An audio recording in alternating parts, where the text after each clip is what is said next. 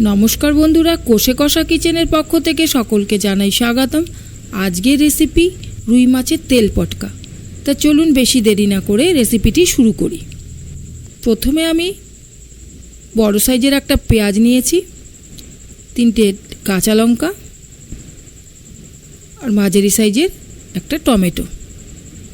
কড়াই গরম হয়ে গেছে, কড়াইতে তেল দিয়ে দিচ্ছি পরিমাণ মতো। 2-4টে জিরে তেলের মধ্যে দিয়ে দিলাম। দিয়ে দিচ্ছি কেটে রাখা পেঁয়াজটা আর কাঁচা লঙ্কা।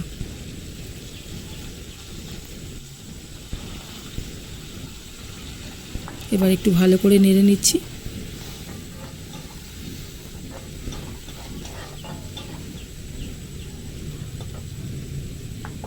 দিয়ে দিচ্ছি কেটে রাখা টমেটোটা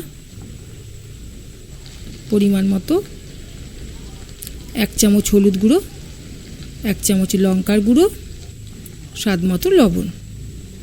আবার একটু ভালো করে নেড়ে নেব।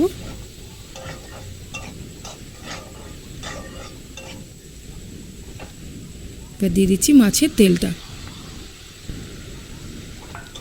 এবার সুন্দর করে নেড়ে নিচ্ছি।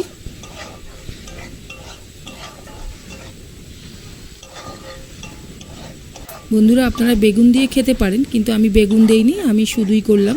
শুধুটাও ভালো লাগে, এইভাবে করে খেয়ে দেখবেন।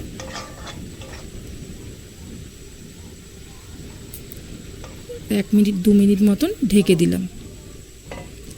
তেল পটকা রেডি হয়ে গেছে। এবার পরিবেশন করে নিচ্ছি।